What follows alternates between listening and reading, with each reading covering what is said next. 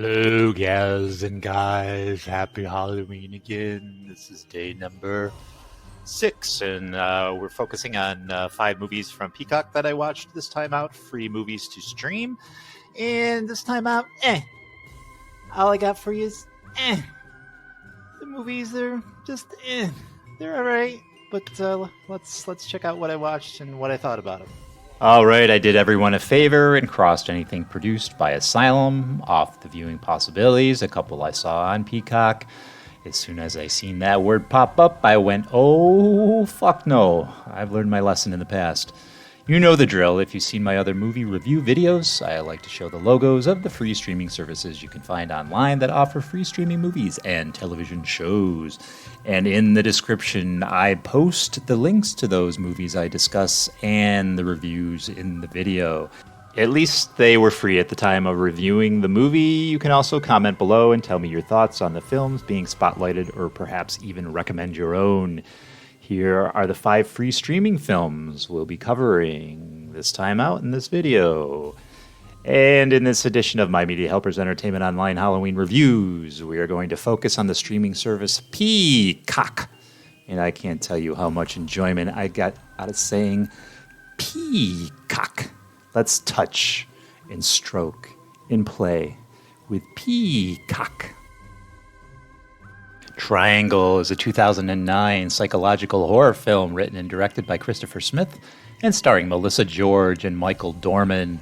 The film was released in the United Kingdom on October 16th of 2009.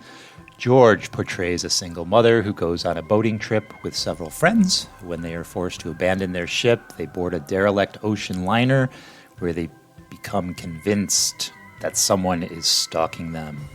Triangle was a British-Australia co-production written and directed by Christopher Smith. The UK Film Council awarded $1.6 million, I don't know, I think that's pounds, $2.8 million of public money from the National Lottery Fund towards the development, production, and distribution of the movie.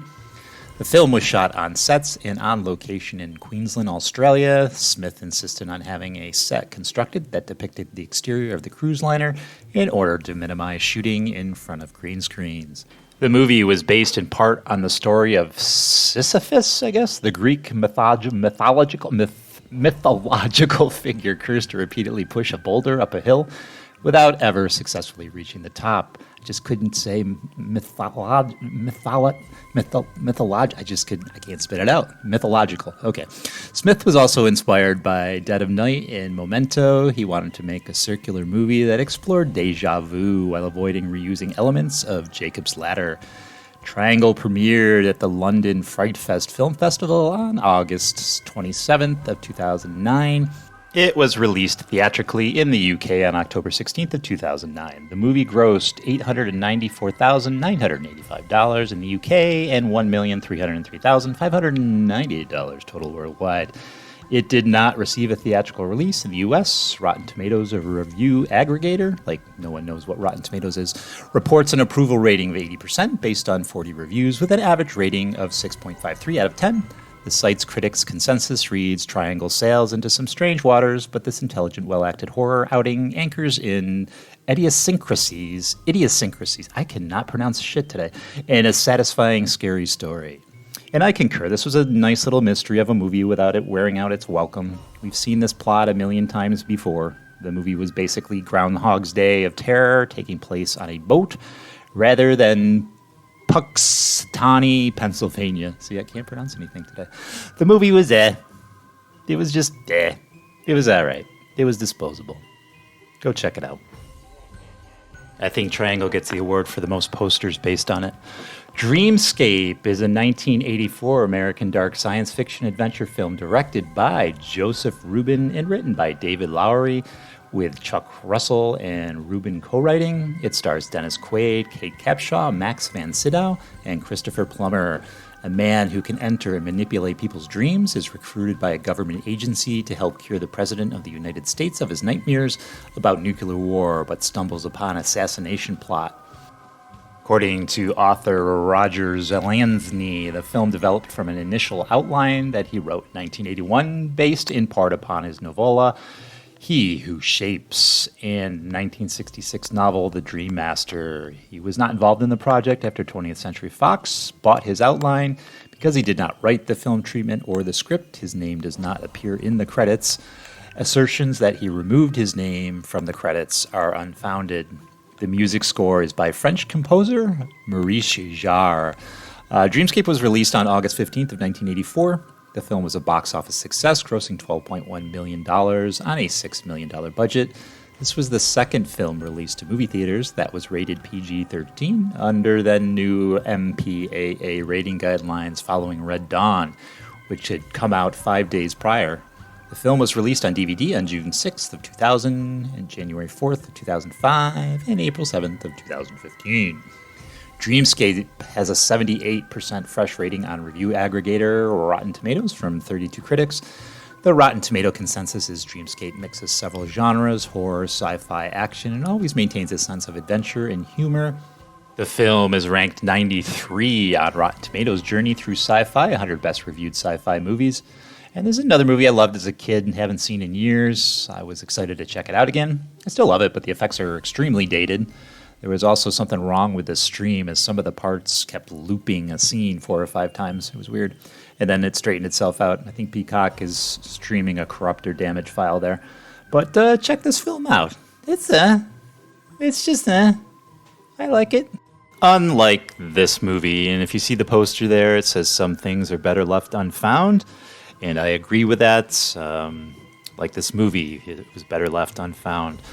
Abominable is a 2006 American monster film directed and written by Ryan Schifrin, starring Matt McCoy, Jeffrey Combs, Lance Hendrickson, Rex Lynn, Dee Wallace, Phil Morris, Paul Gleason, and Haley Joel.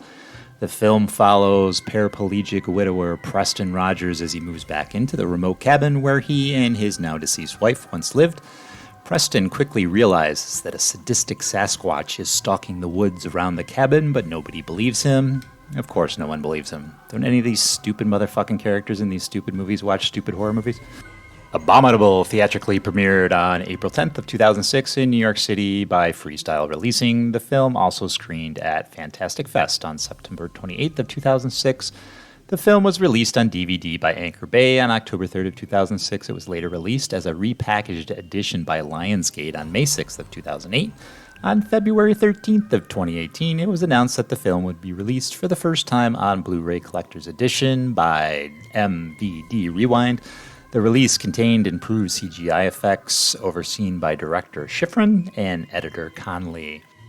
There's nothing good about this movie beyond the cast. It's filled with genre-specific character actors with wasted screen time. Matt McCoy I haven't seen in years. I didn't even know he was still acting. I know this movie is from 2006, but my memories of him were from like the 1980s with the Police Academy movies. You had them. You had Jeffrey Combs, you had Lance Hendrickson, you had Phil Morris, you had Dee Wallace, you had the late and great Paul Gleason, and you still managed to make a shitty movie. That's so disappointing with a guest cast like that. Where do I start with a shit show? How about Abominable costume? Well, it was just abominable. Looks like Chewbacca's half-retarded brother was in town. They must have wasted the budget on the cast, and the writer-director's blind grandmother volunteered to drive to Joann Fabrics, pick up some scrap pieces left over from the Harry and the Hendersons costume, and sew it all together while jogging on her treadmill. That's basically what the costume looks like. No, this was not a good movie. The movie wasn't even a little good. This is absolutely and positively the worst movie I've seen this Halloween season, and I'm pretty sure last Halloween season, and I'm pretty sure any Halloween season. Some idiot from Fangoria called this film the best serious fright film ever made about Bigfoot. That's only true if this was the only serious fright film ever made about Bigfoot. It was big poop. Not Bigfoot. My advice is not to waste your time, but you're all big people. Do what the fuck you want to do. Body Bags is a 1993 American horror comedy anthology television film featuring 3 unconnected stories with bookend segments featuring John Carpenter, Tom Arnold, and Toby Hooper as deranged morgue attendees. It was directed by Carpenter and Hooper, with Larry Sulkus handling the bookend segments. It first aired on August 8th of 1993. It is notable for its numerous celebrity cameo appearances. The first story, The Gas Station, features Robert Carradine as a serial killer with cameos by David Naughton, Sam Raimi, and Wes Craven. Hair follows Stacy Keach as he receives a botched hair transplant that infests him with an alien parasite. And then Eye features Mark Hamill as a baseball player who loses an eye in a car accident and receives a transplant, only to be taken over by the personality of the eye's previous owner, a murderous killer, of course. Showtime Networks planned to create Body Bags as a television series similar to HBO's Tales from the Crypt. However, shortly after filming began, Showtime decided not to pursue the series. The 3 completed stories were assembled around John Carpenter's narration segment, and Body Bags became a horror anthology. The film was released on Blu-ray in Shout Factory's Scream Factory series in late fall of 2013. Now, I'm a huge 80s John Carpenter fan. Escape from New York, The Thing, They Live, Starman, Big Trouble in Little China, all iconic movies. Then the 90s hit, and Carpenter's movie mojo seemed to be fleeting, as he pretty much said everything he wanted to say in his movies, I would assume. This is my first watch of Body Bags, actually. It was fine, dumb and fine. I don't find Mark Hamill a particularly good actor. He will always be iconic as Luke Skywalker. I don't think he was a good actor in Star Wars. It never really bothered me towards how I felt about the movies. I think Mark Hamill is the best Joker ever. He is the iconic Joker. Beyond that, anything I've seen Hamill in feels flat, including his performance in this movie. And did I really see Luke Skywalker's ass, or was that a body double? I looked it up. That was really Luke Skywalker's ass. The first story of this anthology movie was absolutely forgettable. The best of the 3 was Stacy Keach getting his new hair. Keach sold it and it was fantastically over the top. It was pretty funny. I chuckled a few times. It was cool to see Carpenter play what basically was the Crypt Keeper or the Rod Serling role. It was just okay. I don't ever need to see it again. Give it a go if you're absolutely bored this Halloween. What was that? It was on. Check it out. That leaves us with Darlin, a 2019 American film written and directed by Pollyanna McIntosh, who described it as a social issue horror film. Besides McIntosh, the rest of the cast consists of Lauren Canny, Brian Batt, Nora Jane Noon, and Cooper Andrews. It is the 3rd standalone part of a trilogy that includes Offspring and the Lucky McKee film, The Woman, in which McIntosh played the leading roles. I haven't seen those films. A feral teenage girl is taken into strict Catholic church care and prepared for her first Holy Communion. This film kind of sort of reminded me of Greystoke, The Legend of Tarzan, Lord of the Apes, in a way. They were both totally different movies, don't get me wrong, but the similarity is that the 2 characters grew up in the wild, coming to modern-day civilization, and those people that took these characters in tried to tame them in a certain way, make these 2 characters who they are, what is expected, what is deemed in a civilized society. But do any of us truly live in a civilized society? We may live in a facade of one, but who is to say at what end is the civilized one? Someone growing up in the wild, or what you and I are both used to? The ending should make you think, and I really don't want to give too much away besides just saying, what's the lesser of 2 evils? Growing up in the parts of our society or growing up outside of it? Rules or instinct? Maybe I'm reading into the film too much, as it's just a work of horror fiction, but perhaps civilized society isn't so civil, and living off simply survival and the land makes more sense. Have we become too conditioned and far too dependent on technology? Are we conformists? Do we accept what is because we seek comfort and we just live the lives we live because that's what we were taught since birth? Just like the character in this film. This was easily the best movie out of the 5 I covered this time out. And it made me think. You know, it's just a dumb horror movie, but it does give you some food for thought. So I definitely recommend it for this Halloween season.